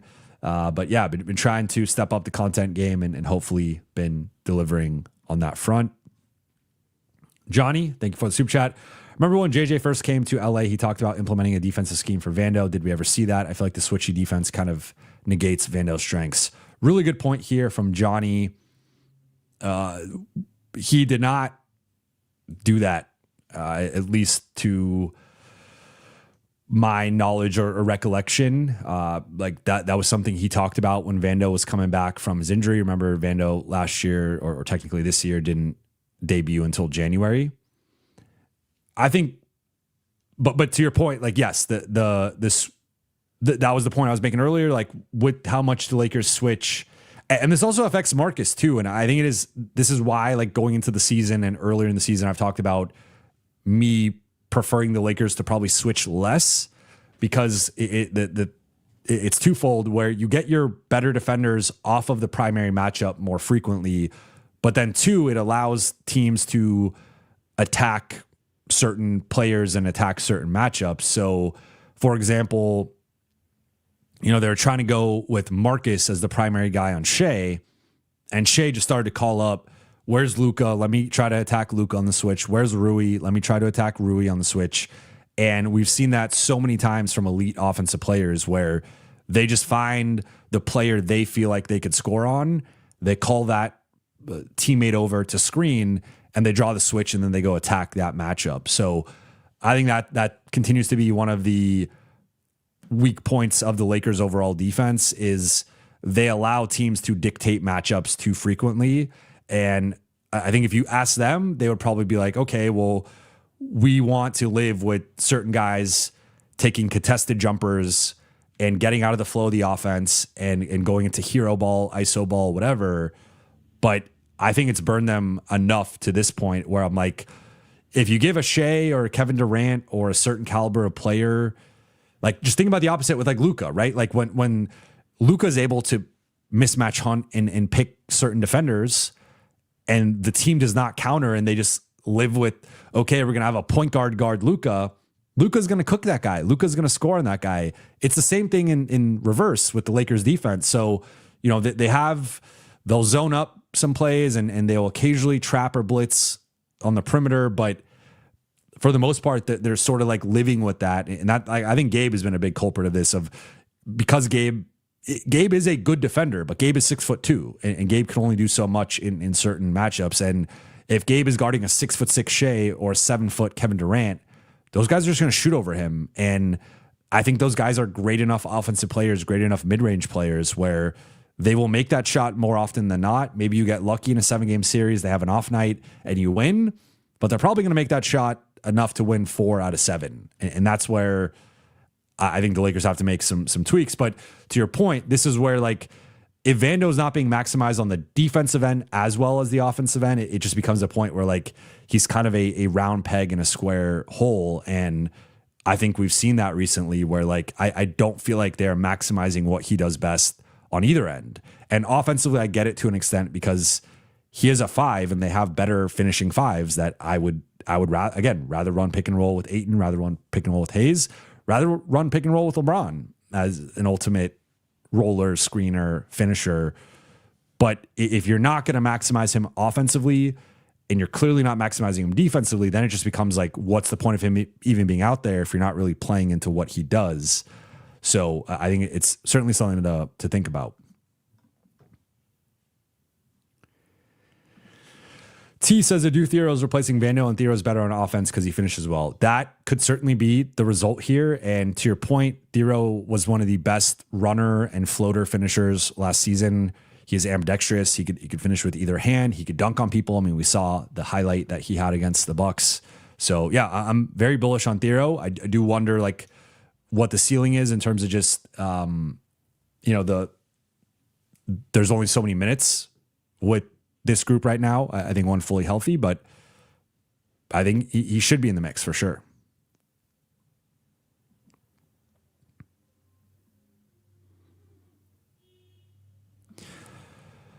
PCEA 1-3. Vando is best at guarding 1 through 3. He needs to be our main perimeter defender in order for him to be effective on this team. I agree with this. That's just not the way he's being deployed. So, I think at some point, like, we've learned a couple of things with JJ, right? Up to this point in, like, with Darvin, right? Darvin had, like, his favorites and his guys he really liked and trusted. And one thing that Darvin liked, he really liked the 3-guard lineups. I know it became a bit of a running joke with the fan base, but, like, in reality, like, Darvin, when the group was at a crossroads of some kind and he needed to make a decision, he opted to play smaller. And I think with JJ, we've seen something similar, right? Where Like the five guys he trusted, there was not a center in that group that he trusted going back to last season. And there were plenty of times where his problem solving lended itself toward going smaller. But the other thing he has always opted toward is spacing and shooting. And unfortunately, unfortunately for Vando, that is the biggest limitation and the biggest hole in his game. Is he is one of the worst shooting perimeter player, probably one of the worst shooting players, just period, in the league. I feel like there are plenty of centers, including like I'd have more confidence with DeAndre Ayton taking threes. I mean, we saw Jackson Hayes pick and pop for a three. He's probably just one of the worst shooting players in the league, period. But like, especially compared to perimeter guys, one of the worst perimeter shooters in the league. And that, I think, like ultimately caps his ceiling with JJ. Then you factor in how LA defends and how LA has tended to play him on wings and bigs rather than guards. And it's like, and then also the switching component. And it's just like, I don't know. I just don't think the way that they're playing on either end really is set up for Vando to have a big part.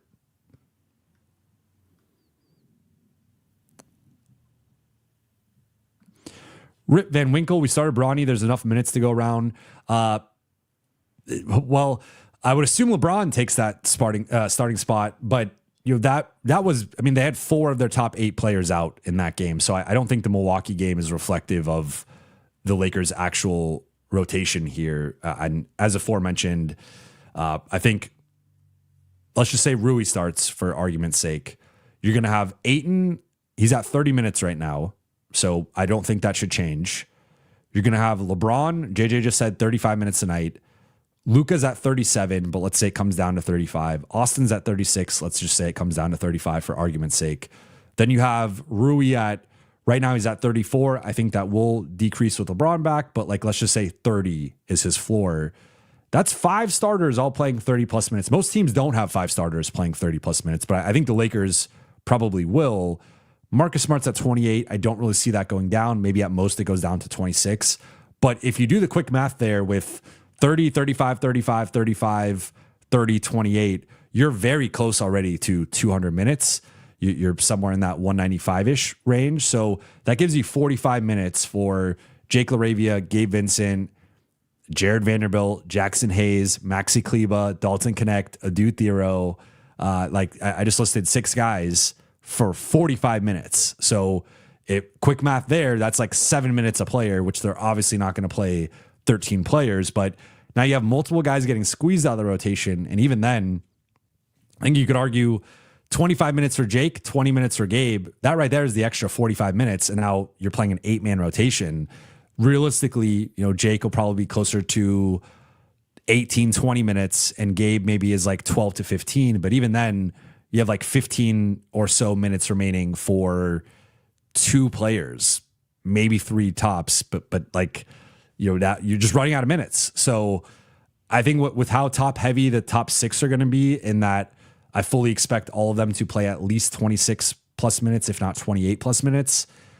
You don't have many minutes remaining for guys like 7 through 10 in the rotation. Everyone's going to you're going to have a couple guys in the 15 to 20 minute range, and then a couple guys in like the 8 to 12 minute range.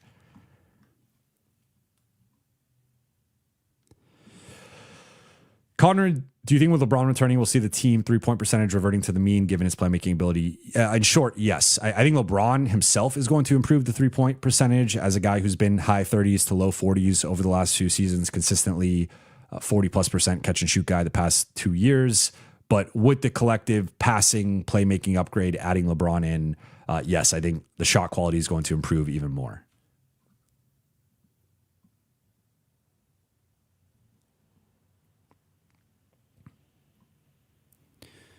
Cage Britt, Jovan, would you prefer to use our 1 pick for a 3-and-D this season, or wait for the offseason when we have multiple picks to use for a more talented, suitable player?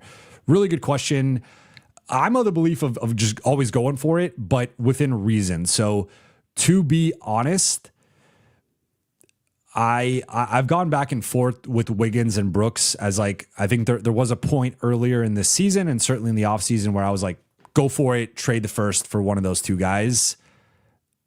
Brooks and Wiggins are both playing well, so that's where it's like a little tricky. But based on their age, based on their contracts, I have some hesitation with giving up a first for them. Though I think we could have that debate and we could talk through that. Where I think the first would make a lot of sense is like a guy like Herb Jones, where he's 26 years old, so he fits the Luka Austin timeline. And as I've said before, even if you still pivot, if Austin doesn't work out or you don't think the Austin Luka pairing works out and you want to flip Austin in the future, like Herb Jones will still fit with Luka. Istok talked about Herb Jones was a guy that Luka liked going back to Dallas, and like I think that's a guy that makes a lot of sense with Luka as either his starting shooting guard or starting small forward. So I think it depends on the player. I think the Lakers are going to have a very high bar to trade the first round pick. For me, I think Herb Jones checks that box clearly. I think Wiggins and Brooks are much more like win now, shorter term moves that I'm of the belief of like when you have a chance to win a championship, you go for it. I do think this team, if certain things break in their favor, they stay healthy, they get their role players locked in and like they figure things out on both sides of the ball, they have that potential, especially with the right trade. So like you could sell me on using it for Brooks or Wiggins, but I think it really just comes down to the player, the ultimate price, and what that looks like. So I know it's not like the clearest answer here, but I would say if you give me like you list out some players, I could give you for each player whether I would or not. But there's certainly an argument for them waiting for the offseason to make a larger move. But there's so many factors that go into this, right? Do they extend Rui? What happens with LeBron? What happens with Ayton and Smart? Do those guys opt out? Do they opt in?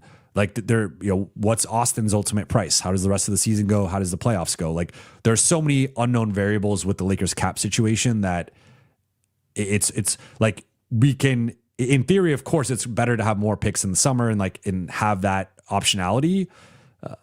But there's no guarantee that like there's a scenario in which like all these guys are back or potentially even back at higher numbers, and the Lakers don't have that flexibility to really add someone. Because remember, once you're re-signing guys, like you can't trade them until December 15th or January 15th. So there's no guarantee that they even use all the picks or have access to all the picks this summer. Buha, don't you think 2026 teams need to have deeper than 9 rotations? I mean, I think the Lakers will probably go 10 or like 9.5, depending on how you want to. Like, I think a guy probably has to be, I don't know, 14, 15 minutes to really be considered like a full rotation player, in my opinion, or maybe 12. So if you have a guy like 8 to 10 minutes, maybe as like the 10th man, I would say that's like more of a 9.5 man rotation, but that's really just semantics. And I think the Lakers do have more than 9 rotation caliber players. If we go with the top 9 of really the top 8 plus like Jackson at 9, then you could go Maxey, Vando, Dalton, or Adu as the 10th guy. Like, you're getting to like 11, 12 rotation caliber guys, I think, with this group. You just like certainly some of the guys in the back end are up and down, and I don't know if they're every night rotation guys. I don't know that you can assume that they're going to deliver consistently every night. But in theory, yeah, I mean, the Lakers probably go 10 deep, but I think that 10th player will probably be an 8 to 10 minute a night guy.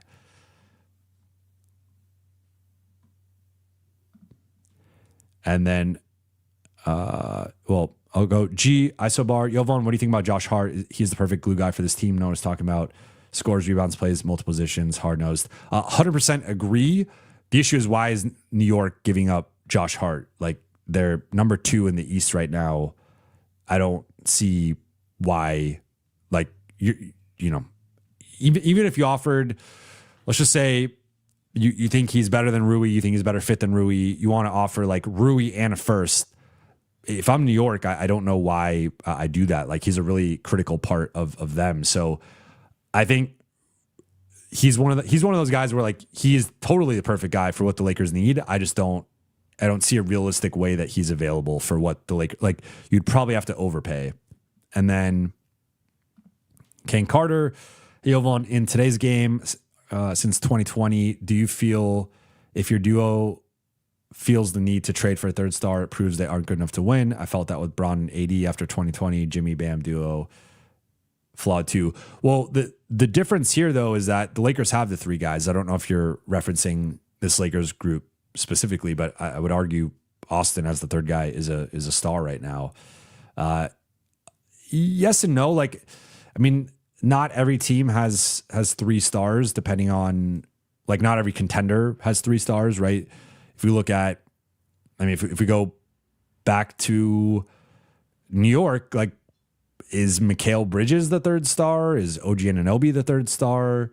If we go to Cleveland, I think Mitchell and Mobley are clearly stars. Like, Garland, I guess, is a third star, but maybe not quite at the level of some of the other third stars that we can mention. OKC has three stars, but they also have a bunch of like star role players. Like they're just loaded. Does Denver have a third star? I guess Aaron Gordon. Like, I don't know. I think you need two stars for sure, and ideally two top 20, 25 players to really have a shot. And then I think you need depth, you need versatility, you need two-way play, you need injury luck, you need health. Like, there's a lot of factors that go into it. But with those Lakers teams, I actually don't think they needed a third star. I think they needed to not trade away all their two-way talent, which they did in the Russ trade. So, and the Caruso THT situation. So I think it was more so like they just never had the right pieces around LeBron and AD, and like Austin came on a little bit too late in that timeline, but then even then they still didn't have the requisite players around them. Adam, Jovan, do you ever think about how if we traded our first round picks a couple years ago, we may not have been able to make the Luka trade without Austin maybe? I have thought about that, and that is the counterpoint to trading the first now.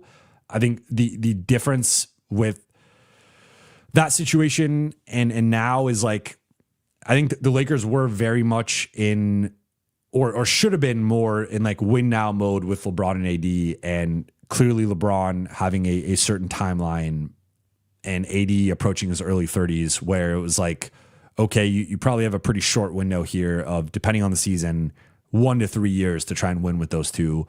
So you were thinking more in like win now mode.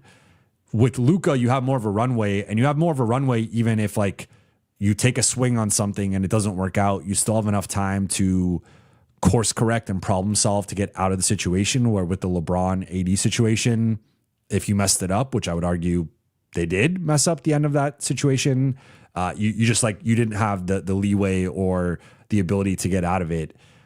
So I guess I mean, that is, again, part of the counterpoint to not making a trade is you don't want to make the wrong move and be stuck in a situation where you can't really get out of it. But I do think, like, I'm not saying they should recklessly just trade the pick or make an aggressive move and be like, well, we have this time. Like, so if we screw Luka out of 3 years, like, that's okay. Like, that's not what I'm saying. It's just, they do have a little bit more flexibility of, I think the Luka runway, 7 to 10 years, right? Like, and of course you want to try to maximize every one of those years and try to win a title or be a title threat every one of those years. But I do think it gives them a little bit of optionality and flexibility.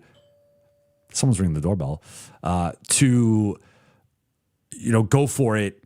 And if ideally it works out, but if it doesn't work out, then that's where you end up, pivoting.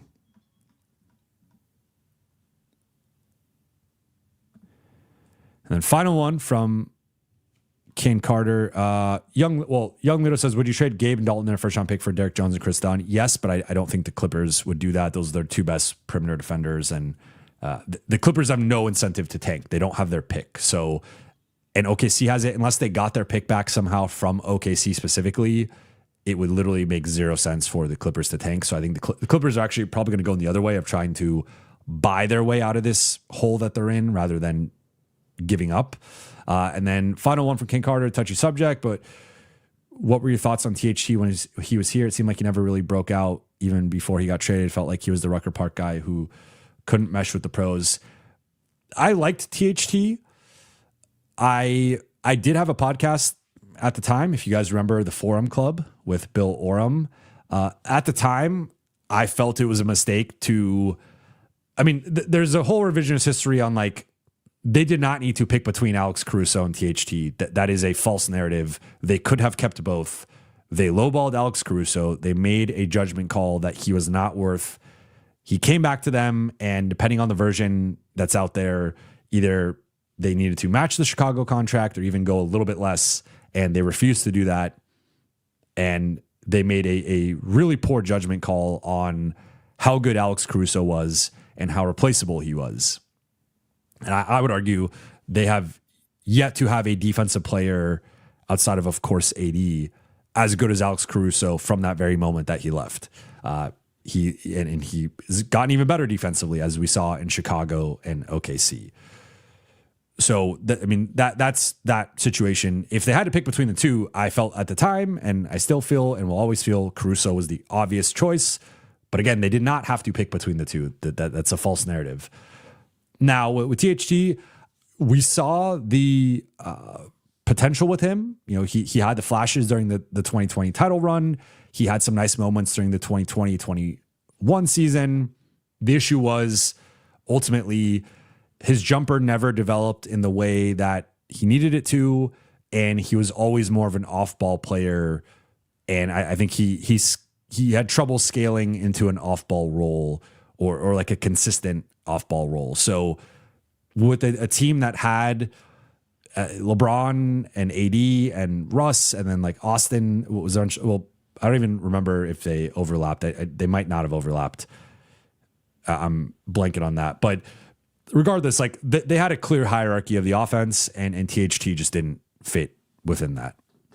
But I'm going to wrap on this. Went 20 minutes over, as we tend to do, but appreciate you all for tuning in. For those watching on YouTube, please be sure to hit that subscribe button, turn on channel notifications, and like and comment on this video. For those listening on Apple Podcasts, Spotify, or your podcast platform of choice, please be sure to follow, download, and leave a 5-star review. I'll be back tomorrow night after Lakers Jazz. We will have an update on whether LeBron played or not, what the starting group looked like, what the rotation looked like. But shout out to the Late Night Gang. Shout out to the chat. I see I missed a super chat. I apologize, Ryan. Quickly answer this. Dalton and a second-round pick for Ellis, Vando, and Nick Smith, first-round pick for Herb. Yes, for the first one. I would do that in a heartbeat. I don't know if Sacramento would do that, but I don't know Sacramento's decision-making process on a lot of things, so maybe they would. For the second one, you can technically trade two-way guys, so you can include Nick Smith in this. I do not think New Orleans would take on... I think they would want more than I think they would want a first to take on Vando and a first for Herb. So I don't think this would be enough. I think it would have to either be Gabe or Maxey as an expiring, or Rui as like the player that they're keeping and like adding to their core. But this is where the Vando contract gets tricky. I think you probably have to attach a first just to get off of Vando at this point. People don't want just 11, 12 million sitting on their cap sheet of a player who is probably a fringe rotation player on a good team. So that's the tricky part there. But appreciate it, Ryan. Appreciate you all. Shout out to the chat. Shout out to the Late Night Gang. I'll talk to you all tomorrow.